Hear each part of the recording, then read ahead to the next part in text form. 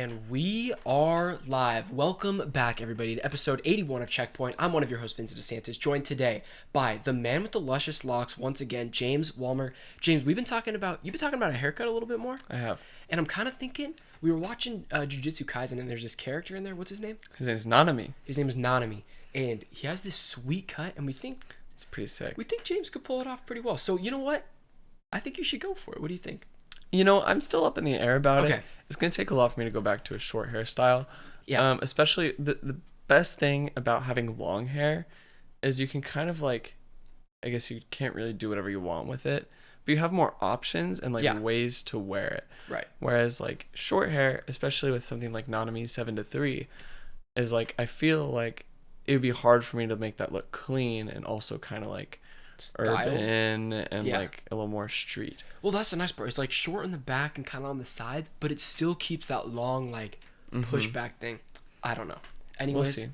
Your hair, I'm jealous. I am jealous. Could be you, Vin. But welcome back, guys. Episode 81. Today, we're back in the one camera setup, okay? But we're using one mic this time, all right? It might sound a little better. There might be a little, like airy sound in the background. I apologize, but it'll be better than the last 2 weeks, guaranteed, okay?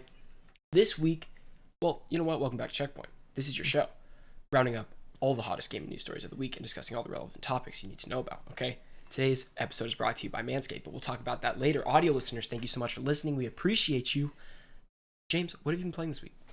Oh man, the only thing I really had time to jump into was a little bit of Deathloop. Yeah, you did. I didn't even get to finish a whole loop. It's been a busy week, James. It's been a real busy week. Yeah. Very, very, very busy week. But needless to say, Deathloop still has my attention, even in the background of, it is that game of, I wish I could be playing Deathloop right now. Yeah. I wish I could hop back in. You're going to play a little today, right? I'm going to try. I have meetings today. Yeah. But it'll be good. And That's it. That's it, honestly. I've been playing Deathloop. I started Kena. Kena, whatever. Kena, it is Kena. I'm wrong by saying Kena. Kena, but I'm only like an hour and a half in-ish, so I've just barely scratched the surface. I don't really have full thoughts on it yet, but I am enjoying it, and it's gorgeous, just like the trailers. How do the core systems and mechanics work? Like combat? I haven't even unlocked the bow yet. I've just been hitting things with the staff, so like I'm really early. Okay. But it looks like the things that you've seen, how it plays like that. It is what it is so far. But then again, I haven't upgraded anything or nothing like that. And then that's pretty much it. Just a lot of Deathloop also.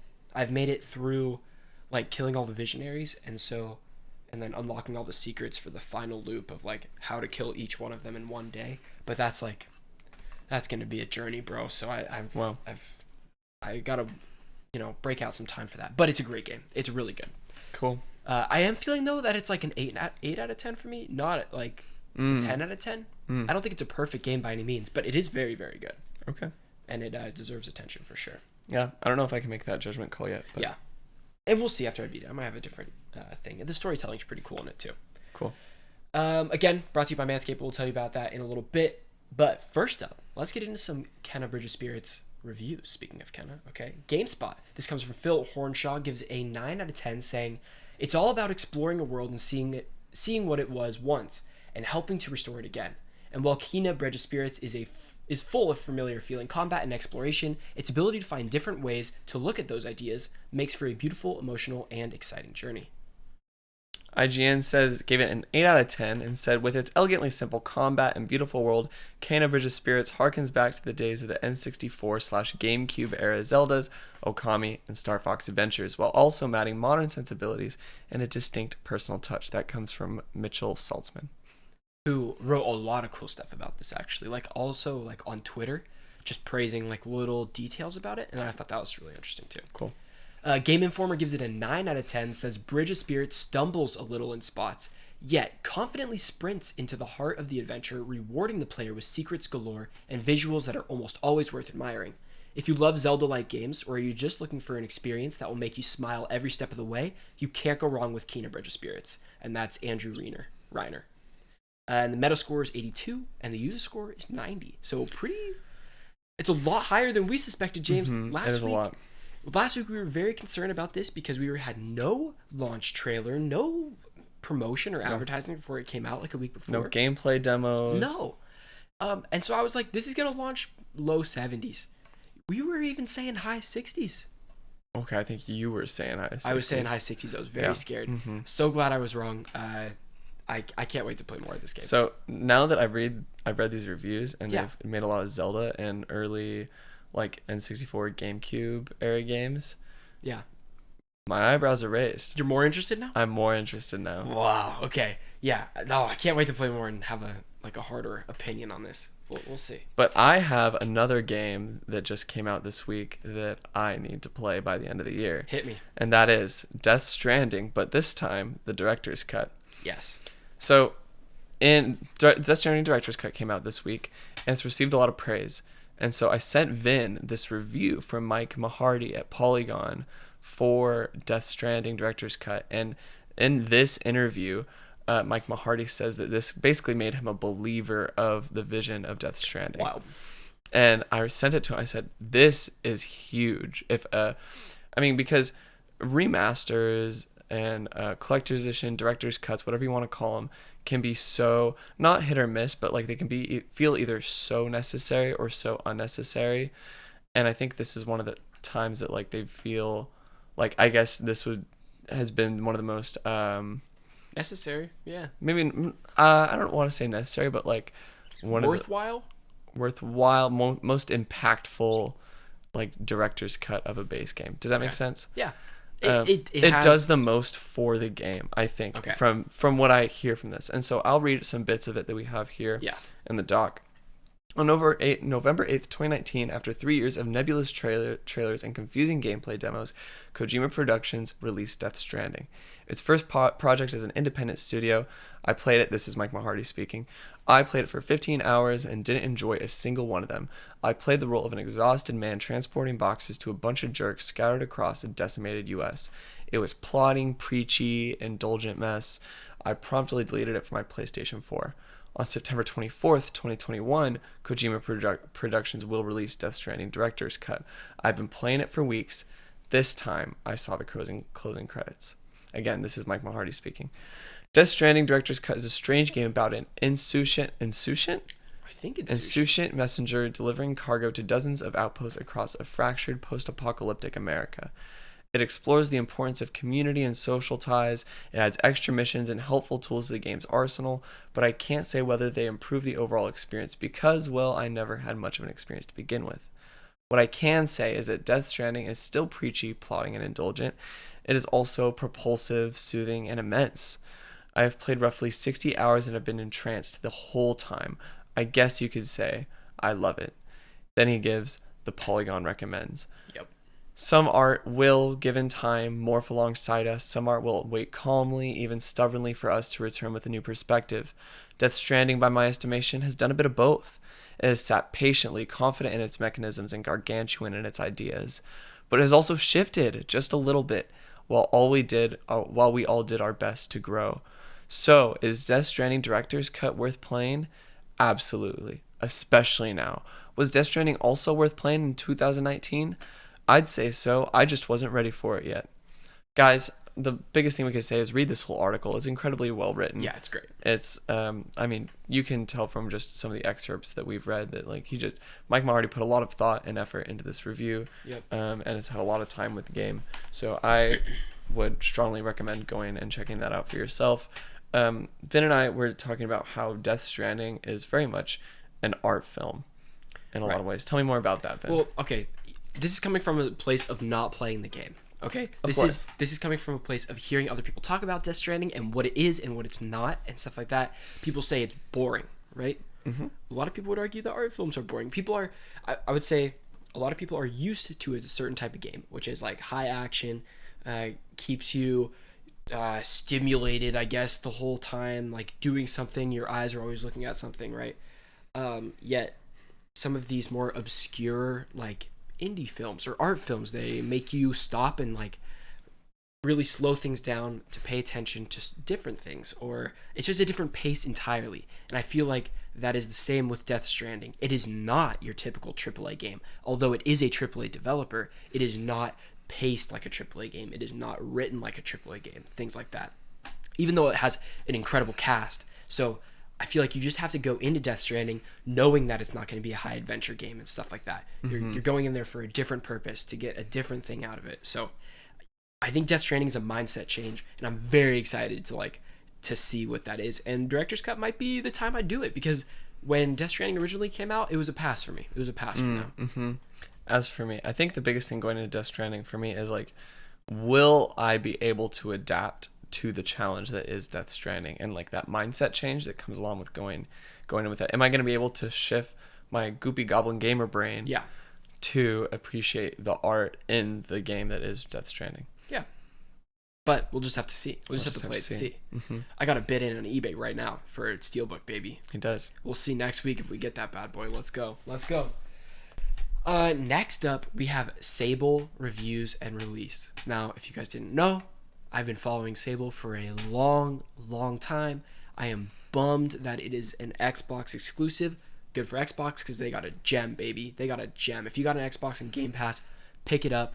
Well, maybe check it. We're about to read the reviews, so you can make that judgment for yourself. James is yawning. He's so bored by Sable. He's just like sick of it. But I played the demo. It was pretty cool on PC. I just wish I had a controller, because on mouse and keyboard, it wasn't fun. But here's what we got. This is from PureXbox.com. This is a review roundup. Games Radar gave it a 4 out of 5 from Joe Donnelly and said, quote, "I bloody hate fetch quests," which is one of the biggest compliments I can pay Sable, because in Shedwork and Raw Fury's stunning non-combative open-world exploration game, much of its glorious map surveying unfolds via a catalog of side missions, wherein you regularly ask to visit far-flung locations, grab mysterious artifacts, and return them to a whimsical people. It's brilliant, and it's brilliant. Why? Because Sable's writing is sharp, its characters are endearing, and its world is just so beautiful. So that's Games Radar gives it a thumbs up. IGN, 7 out of 10. A little less, but still pretty good, from Travis Northup. And he says, quote, "Sable's unique art style, memorable characters and quests, and engaging open-ended formula are going to stick with me for a long time. But the numerous technical issues, wonky camera, and bland puzzles all make this otherwise compelling odyssey a lot rockier. Those issues can be frustratingly frequent distractions, but when they did manage to fade into the background, I found myself mesmerized by Sable's bizarre world of creepy worms, masked weirdos, and hoverbikes." And Metro, which is a UK game site, gave it a 5 out of 10.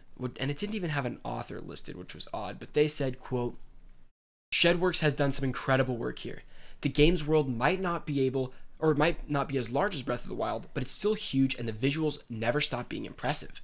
It's also hard not to appreciate what the developers are doing with the gameplay and structure, but at some point, they need to take a step back and ask themselves whether what they were building in any way was entertaining.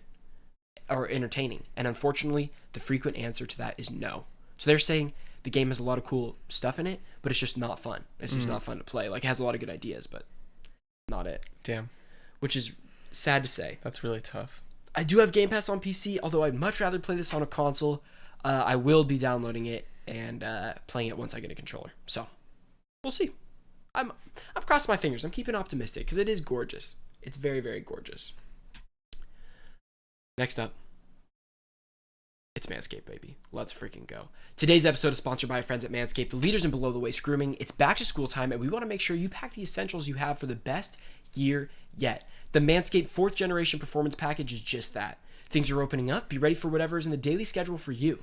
It's the perfect package for your package, and includes the brand new Lawnmower 4.0. Fellas, go for the valedictorian of ball trimming and join the 2 million men worldwide who trust Manscaped by going to manscaped.com with the code StrictlyCasual. It's all one word. All one word, Strictly Casual. All right? School's back, and the Performance Package 4.0 from Manscaped is here to teach the boys a lesson on male hygiene. Inside, you'll find their Lawnmower 4.0 trimmer, Weed Whacker, ear and nose hair trimmer, Crop Preserver ball deodorant, Crop Reviver toner, plus 2 free gifts, Performance Boxer briefs, and the Shed travel bag. I can't stop talking enough about the boxers. I freaking love them. Ryder, who hosts the other podcast on Strictly Casual, Freeze Frame, he bought another pair of I don't blame him. Of these boxers because he wants a backup pair. And yeah, it's great. They're amazing. The package includes the brand new Lawnmower 4.0 and will give you the confidence to do anything you desire. The 4th generation trimmer features cutting-edge ceramic blade to reduce grooming accidents thanks to their advanced skin-safe technology, including additional guard length sizes 1 through 4. James, have you been using Manscaped products, and how are you feeling after you've been using these products? That's what I want to know the most. Feeling after? Yeah, how are you feeling after? You know what? I think there's a reduction in the amount of post-shave itchiness that I got going on. Yeah. I think it's a clean cut, and I think that I'm due for another shave. I'm always due for another shave because I'm hairy as hell, baby. So I be shaving with the Manscaped all the time. I haven't manscaped once since I've gotten down to school. Really? So we're growing a jungle. Yeah, the jungle's gone, but now I'm worried about the chest area, so that's about to go now too. Okay? You don't do it all in one go? Well, I feel like if I had the time to do it all in one go, I would, but I like to spend a lot of time to make sure I'm not missing any areas. Fair enough. So the chest is like a whole ball game, but I've never had a better experience shaving my chest than with the lawnmower. Okay? Never. And I probably never will. Straight up. So, guys, you can get 20% off your order plus free shipping with code strictlycasual at manscaped.com. That is 20% off plus free shipping with code strictlycasual at manscaped.com. This year, graduate with a degree in clean balls from Manscaped. Nice. Manscaped, thank you so much. Thank you, Manscaped. Guys, we had a brand new Nintendo Direct yesterday, September 23rd. We got a lot of big announcements. Vin doesn't think so, but that's I don't think so. We have I think this is going to be our longest talking point right here on the podcast. Definitely. So, Vin, I wasn't there for the actual live production. So, is this in live? No, I just wrote things afterwards that I thought were the most notable. Okay. I'll pull up a link. While you read this, I'll pull up a link here that shows the rest of the stuff that we Okay. We got new Metroid trailer, new Metroid Dread, which I thought was a little unneeded because everyone who was interested in Metroid Dread is going to buy Metroid Dread. Well, okay, let's break it down. Let's break it down a little bit. Break down what? Here's what I want to break down about the Metroid Dread trailer. I didn't feel like I had seen much gameplay at all, besides like a couple shots. And this had a lot more. I don't know. I felt like this was the coolest trailer I've seen for this. Oh, okay. Yeah, it didn't seem like it was just cutscenes. It was we got to see a little bit more, like when it's Samus, right? When Samus drops into a map or whatever, and the camera kind of pans out, and then it's like the platforming stuff. But the way she moves and stuff like that, I had not seen that in a trailer, I guess, before. I feel like no, so that was cool to see. All right, there you go. We got a new 3D Kirby game, Kirby and the Forgotten Land. This was huge. Kirby's an insanely big IP. Every time Kirby comes out with a new game, it's always met with high praise. Is it? As far as I know. What about the last one? It was like a 2D kind of Kirby game. They're all 2D. Yeah, but the last one was like half and half. It wasn't like a 3D platformer. It was 2D, but it had 3D elements in it. It was on Switch. The Kirby's yarn one? Superstar. Oh, I think that one was a remake of an old one. Oh, that could have been it then. Mm-hmm. I feel like I should know that. Mm-hmm. But anyways, did you like the trailer? I love the trailer. I think it was delightful. It was so funny. A lot of people were drawing a lot of comparisons from, we hate post-apocalyptic games, but Kirby and post-apocalyptic. Oh, let's go! I thought that was so funny. People were saying like Last of Us Kirby. Yeah, it does look really fun. It looks a lot. They drew a lot of inspiration from Mario Odyssey, which I think is really cool. I haven't played yet. I need to play. It's a sin. I know.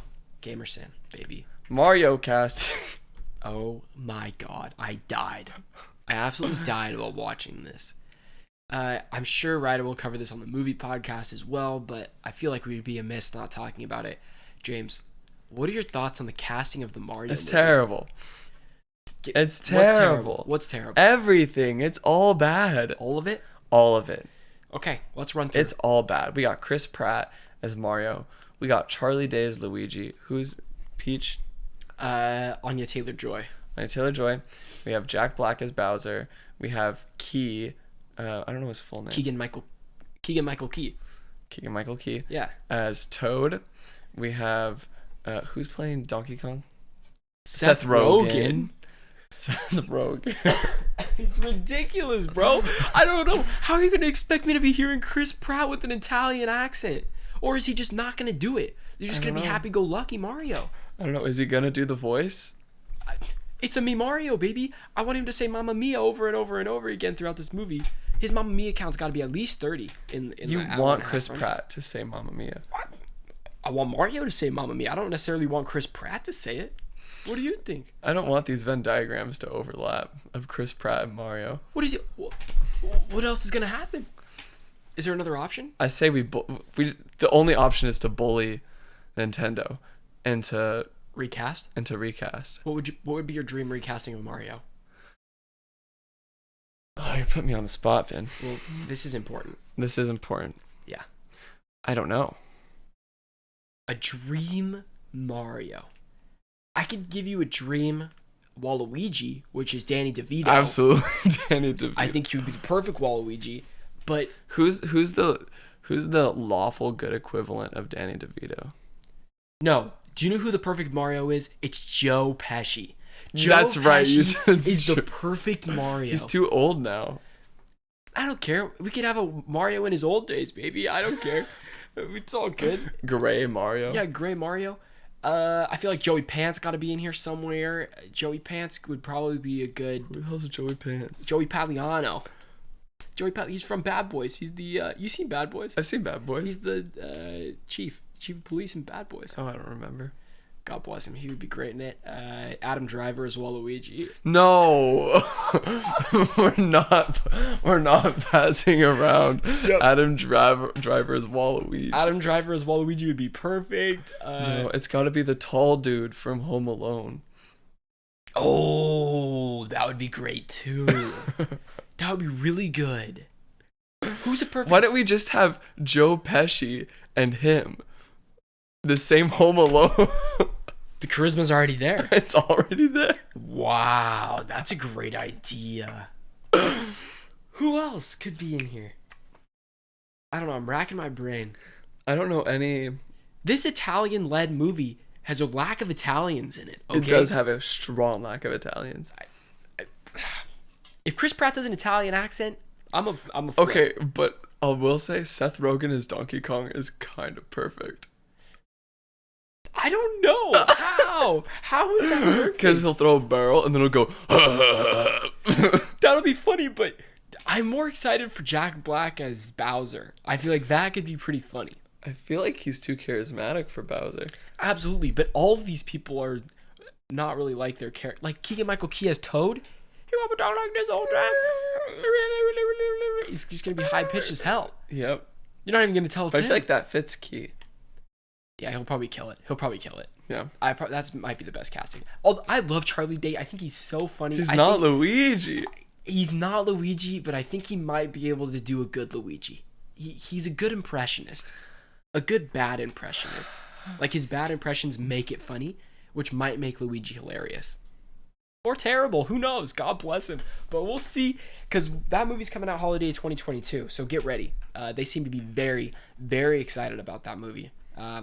And I will be seeing it. I will be watching it, regardless of the outcome. All right. Next up, we got Monster Hunter Rise DLC coming mid-2022. Then, I was telling you before the show, this is the game we need to get on. So last summer, I was big into Monster Hunter World. Got back, a few of my boys got on it, played the whole game through. Didn't play Iceborne, but played World. It was just a good time. Yeah. You just hop on there. Hey, let's go for a hunt. So you and the boys hop on, do a little hunt. It takes when you first do the hunts, they take about maybe 45 minutes to an hour to when you first hunt a monster. Yeah. And you just do that, get your gear, get out, do a little crafting action, and then call it good. You ever play Dauntless? It's like Dauntless. But Monster Hunter's better. Oh yeah, Dauntless is like the free to play version. Mm-hmm. Discount Walmart, Monster Hunter. Yep. Yeah, I hear great things about it, but again, I was telling James this too.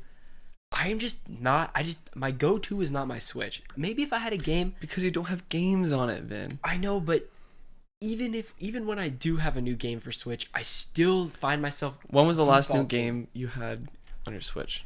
Pokemon Unite.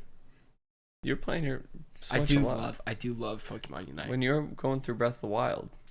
Yeah, I go in phases through Breath of the Wild. Like I'll drop 20 hours in and then fall off for like a couple months and then drop another 20 hours in. Which is cool. That game is it's really been long lasting for me. I still haven't beat Ganon. All the Divine Beasts are gone, but just got to do the final fight still. I don't know. I've wanted to buy Skyward Sword, but I didn't know if that was worth it. I can't wait to play Ocarina of Time. We'll get to that in a minute. Yeah, I don't know. We'll see. We'll see. Coming off the heels of Ocarina of Time, Nintendo 64 and Sega Genesis games are coming to Switch, but with an extra fee of... Okay, Ben. Yep. You need to set the record straight for me. It is $50 for a controller. Oh, yeah. $50. I thought you were going to say for this extra fee. No. It is $50 for the controller, $50 for an N64 controller, Yep. $50 for a Sega Genesis controller. How much is it for the additional games? There's no price out yet. We don't know. Got it. It is a fee on top of Nintendo's online service. Is that do we know if that's a reoccurring fee? Absolutely. Yes. It is a reoccurring fee that is along with Nintendo's online service. I see. For Nintendo 64 games and Sega Genesis games, with more being added like occasionally. Periodically. Mm-hmm. Now, maybe if they came out the gate saying we're getting N64 games, Sega Genesis games, and Game Boy games, but I still think an extra fee's stupid, bro. I think that Nintendo's online service right now is not even worth the money it is. Their online service sucks. You can't talk to people on the Switch, that kind of thing. You have to use a separate app for that. There's no incentives for me besides the old emulation games. Yeah, retro gamers love it. Yeah, but I still feel like their online service sucks. And if that's the main draw for paying for the service, we should not have to pay extra for Nintendo 64 and Sega Genesis and stuff like that. Oh, I see. Yeah. Mm-hmm. That's where I stand. And I feel like Sure. even by just adding these, more people would subscribe to the online service. So, like, why charge the extra money? Mm-hmm. Mind-boggling to me. I don't get it. I don't understand. But what games are coming with? Do they require the controllers? No, they don't require the controllers to play. They're just mapped so you can play these games with the Nintendo 64 controller, the wireless one. So my question is, do you think it would have been a better decision to have the flat fee of the controllers and not have to pay an additional fee for, or what if they just did that with all their models, where you bought the controller and it basically came with like basically a free subscription to the games. So like you buy, if you want to play all SNES games, buy an SNES controller for your Switch, and then it will unlock that library to you. Here would be the only problem I would come up with is, I think a lot of people would be like, oh, I just want to try these. I want to play these with the Joy-Cons. Am I still going to be able to play these with the Joy-Cons? Would you be able to if you have to buy a controller? Because I guess it unlocks the library, so why not? Yeah, why not? If the controllers were like $25, then maybe, but I think $50. Dude, that's not competitive. I mean, I guess it's competitive in the sense it's cheaper, but like that's not average price for controllers. Right, but are you using this controller for anything else other than these retro games? No, but I guess if that's your main draw, if that's a big draw of buying the console. Because are you gonna use these N64 controller for like Smash? That's true, but you're not gonna buy an SNES controller for Smash. No shot. That's where it gets confusing to me. Like where the business would be. I don't know. I just don't think they should charge extra for N64 and Sega Genesis games. Doesn't make sense. I wrote anything else notable. James, what do you remember from? We got Bayonetta 3. Oh yeah, Bayonetta 3. Yeah, Bayonetta 3 looks incredible. Looks cool. Looks super, super cool. We got the Splatoon 3 trailer. Dude, that trailer was actually like mind-boggling. Hold up. Like, I'm not really interested in Splatoon that much. Like, I don't know if that's like my vibe really. I hear it's very fun.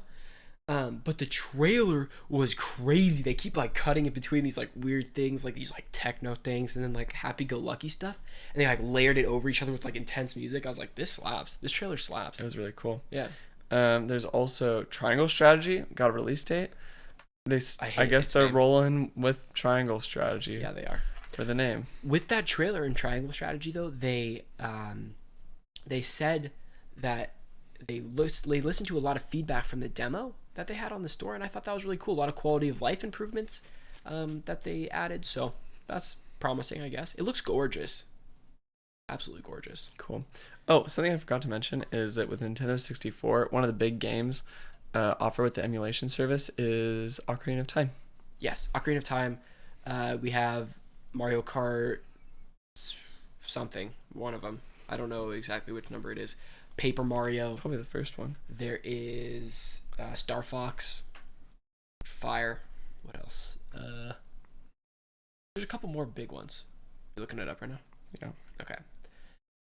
What came with Genesis? Or what was the Genesis games? I don't remember any of the Genesis games. Yeah. Okay, Nintendo... Oh, Banjo-Kazooie. What else? I don't know. I can't find anything that's not from pre-existing... Oh, Super Mario 64. That was another one on there. Oh, we can link something too that has everything afterwards. All right. And I'm sure you can find it online too if you're interested. Yep. We'll move on. I think those were the only big things that I remember. It was a huge miss. KOTOR on Switch. Oh yeah, KOTOR on Switch. That was cool. Mm-hmm. To me, this was a huge miss. God, I just don't know how you could say that. I feel like this is the best Nintendo conference we've had in the last maybe year or two. I would give it like a C. Comparatively, it's like an A. Maybe. Yeah, but I feel like there's been better directs recently. What did they reveal? Pokemon Arceus was huge, baby. That was so fun to watch. WarioWare, that was a freaking banger of a conference. That was like every single one I was like stoked on. This one I was like, okay. But then also again, I haven't played all these series. Like I haven't played a Bayonetta game before, so I'm just not as excited for that as I would have. Very excited about the Nintendo 64 games, but I'm not excited about the price. But and then Kirby was okay too. What do you think? It's at least a B. Okay. I think it's good. I mean, I also didn't watch it live, so yeah. I don't have an idea of how it unfolded. Yeah. But I really liked the reveals that we saw. Cool. All right. Fair enough. Do you have like a standout direct that was like the best direct? No. They're all not very good. They're all like not compared to other conferences, I guess. The Pokemon Arceus one was just okay. Okay. Because there's just a lot of things we already knew about. Right. This is a lot of really cool new announcements. Okay. I just left disappointed, I guess, hoping there was more. What did you want? I found it really sucky that like Animal Crossing, for instance, they said, "Oh, we're not actually announcing anything for Animal Crossing. You have to wait for a second direct. There's going to be a separate Animal Crossing direct." Or like a Smash character. They started playing a Smash thing and they're like, "Well, we're not actually showing you anything from Smash. You're going to have to wait for October 5th for a Smash direct for the last Smash character." It felt like it was an announcement to make other announcements instead of reveals. Well, no, I like and I don't like that. I wish they would have just left it out completely. Right. But I like that they didn't, because Smash character reveals are always hella long. Yeah. Animal Crossing things are also hella long because they go through an entire little like demo trailer thing for things we already know are coming. Yeah. And I'd rather have them spend that time for things we don't know about. Yeah. Okay. That's fair. I would have at least liked like the Smash reveal to be like, "Oh, here's the character. We'll show you how he plays." Like October 5th or whatever, because that's the long one that only like really hardcore Smash fans watch, or whereas we would just play it like when the character comes out or something. Yeah. That's a good idea. I like that. But I don't know. Yeah.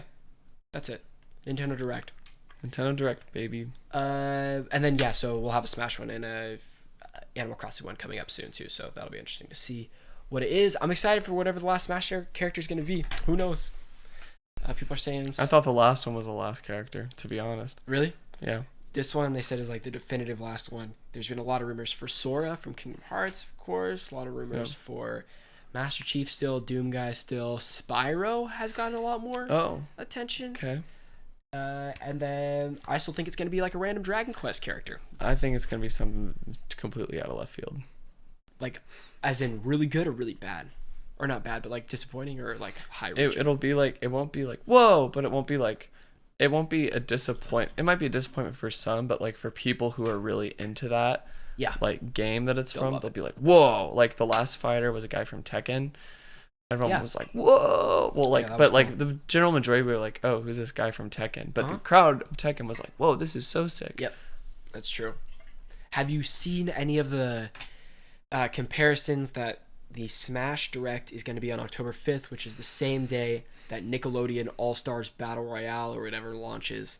And so people are thinking maybe there's a Nickelodeon character that comes in Smash. I don't think so. Crazy. I don't think there's going to be a Nickelodeon character. Can you imagine SpongeBob fighting Steve from Minecraft where while Joker from Persona 5 swoops in and just does his thing, and King K. Rool's there just smacking his stomach, bro. I think this is great. This is great news. I don't know about that. We'll see. Next up, Diablo 2 Resurrected launched this week. Diablo. I'm congested as hell. I'm congested. I can't say anything. Diablo. Oh, Diablo no. 2 Resurrected. James, you were excited for this, right? Yeah. Are you gonna get it? No. Okay. Any reason? No. I don't have. I already have exceeded my gameplay bandwidth. Fair enough.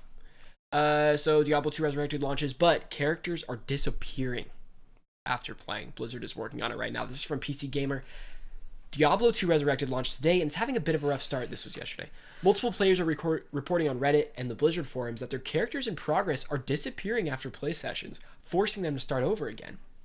One lost their character after beating all of Tristram. I don't know what Tristram is. Diablo 2's first area. Okay, first area. Oh, there it is. A frustratingly big chunk of the game to power through so quickly and then lose. The good news is that it's probably, or at least hopefully, not an unrecoverable error, but just some server jankiness. This sort of thing happens from time to time. Similar issues have cropped up previously in World of Warcraft, for instance, such as when players, the Khadgar server, were de-leveled in 2020. It's common enough that Blizzard has a support article explaining what players should do before bugging them if their characters go missing. And then there's an update on the article. Blizzard says the problem should be fixed, but there were still reports that people are having problems. Servers should be available again in all regions. Blizzard customer support tweeted, "We will continue to monitor performance. We've also applied a fix that should help unlock characters, and we'll continue to review for any we've missed." Cool. So Blizzard's on it. Sweet. But I've also seen a lot of stuff of people not buying this game because of Blizzard's recent stuff. If you are one of those people, more power to you, baby. I respect that decision. Blizzard still going through it big time. They even had their head leave, right? Very recently. They just straight up left. He just exited. I would have put that as a story, but there's no story. He just left. He quit. So actually, I'm glad we mentioned that, but there's literally nothing about it. So homeboy quit. Take that for what you will. Just left. Take that for what you will. Yep. There's a shit show over at Blizzard right now. And then welcome into random fun stuff, baby stories without a story. Favorite part of the show. James, start us off here. What Corey do we got? Barlog says God of War Ragnarok will be the last game in the series. Mad respect to him. And Sony Santa Monica. I guess this one has a little bit of a story. It's just that they felt like they could do it in 2 games, and that putting in a third game would be like too much filler content they would have to add, or like extra characters that they didn't need to introduce something new. And so they said this will be a 2-game arc, and that's it. I love that. So perfect. I love that a lot. Discord is getting YouTube integration coming very soon. James, this helps us a lot with strictly casual stuff. We like to live react to things, and usually all of us have to have a separate tab up watching it, and it's never synced up, and someone reacts early and ruins the surprise. If you look back at any of our reaction videos, I always get mad. If you look back at any of the reaction videos, you can see that happening. So this will be great. We can all watch at the same exact time. Yep. Last but certainly not least. Certainly not least. Roblox reported 48 million daily active users this August. To put things into perspective, I think Destiny 2, which is a fairly large live service game that is gaining more traction as it goes right now, had about 100,000 daily active users, like on a reset day, like on Tuesdays. That is like a tiny percentage of 48 million daily active users. I think a lot of that comes from mobile. It has to come from mobile and kids on their phone. Yep. But that is so giant to me. That is ginormous. I wonder what Minecraft is at these days. I don't know. That'd be interesting to look at. We will see. I'm gonna look it up right now. Do it. Look it up. Here's what we got. Minecraft daily active users. As of it's November 2020. Last year, 600 million. November 2020. That can't be right, dude. How many million in a billion? 1,000 million in 1 billion? I don't know. I couldn't tell you. I feel like I should know that. I feel stupid. I feel stupid too, but I just can't tell you. 600 million people a day play Minecraft? Oh my god. There's a lot of ads on this website, big F. Oh, monthly active users, 131 million. In 2020, that was their peak. Okay. You know what? This isn't... That's a little contradicting itself. What do you mean?